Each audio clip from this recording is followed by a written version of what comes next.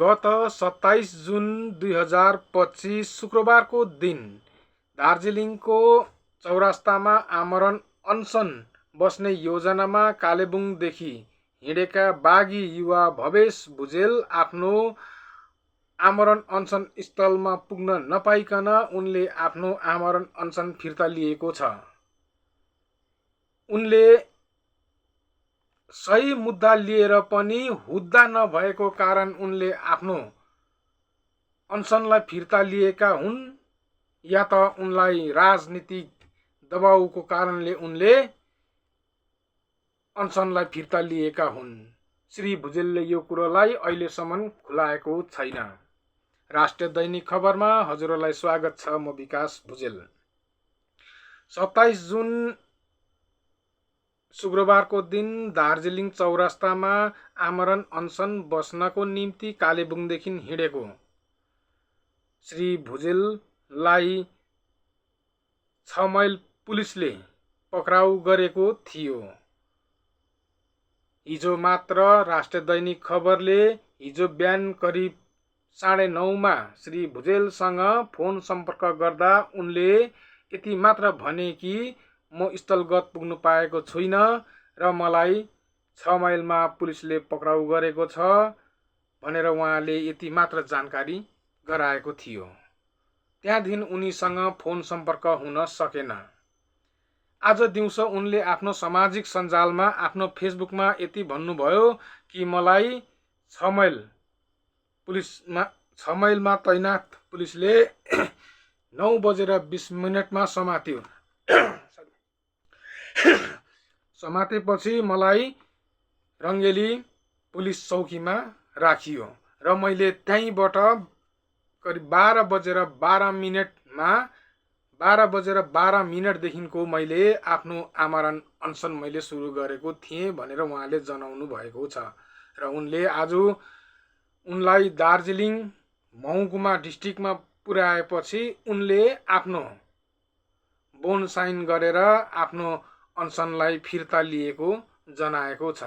तर उनले किन फिर्ता लिए यी अनसनलाई यो कुरा उहाँले अझ पनि खुलाएन। रहस्यमयमै यो कुरा रहेको छ।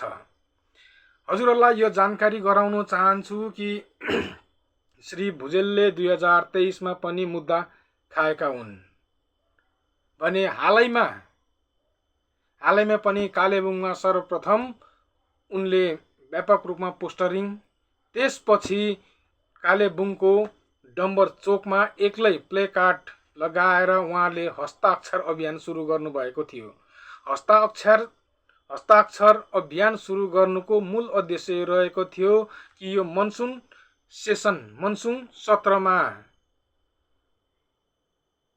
भारतीय जनता पार्टीका माननीय 2 विधायक र माननीय सांसद राजु विष्टले गोर्खाल्यान्डको प्राइभेट मेम्बर बिल राख्नुपर्छ र ल्याउनुपर्छ भन्ने कुरो उहाँको थियो। यदि यो कुरो उहाँले राख्नु सक्दैन भने पार्टीबाट राजीनामा दिएर स्वतन्त्र उम्मेदवारको रूपमा पनि यो काम गर्नु सक्ने हो र सक्नुपर्छ भन्ने उहाँको अडान राखेर हस्ताक्षर गरिसकेपछि 2 दिनको यात्रा सुरु गरेर दार्जिलिङ राजभवन पुगी माननीय महामहिम राज्यपाललाई उनले हस्ताक्षर बुझाएका थियो।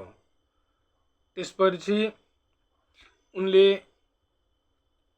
आमरण अनसन बस्ने निधो गरे तापनि उनले कतिपय कारणवश यसलाई पर सारेको थियो। पर सार्ने बित्तिकै उनले यो पनि जनाएको थियो कि उनलाई हुद्दाको पनि आवश्यकता छ र उनले अपिल गरेको पनि आफ्नो सामाजिक सञ्जालमा उनले जानकारी गराएको थियो भने 27 जुनको दिन चाहिँ उनले आमरण अनसन बस्ने पक्की निधो गरेर नै उनी कालेबुङदेखि दार्जिलिङ हिँडेका थिए। तर उनी आफ्नो अनसन स्थलमा पुग्न नपाइकन उनले आफ्नो अनसन फिर्ता लिनु परेको छ। दर्शकबिन, उनलाई कहाँदेखिको दाउपेच पर्यो, कसको खेल पर्यो, यो रहस्य खुलेको छैन र श्री भुजेलले अहिलेसम्म यसको रहस्य पनि खुलाएको छैन।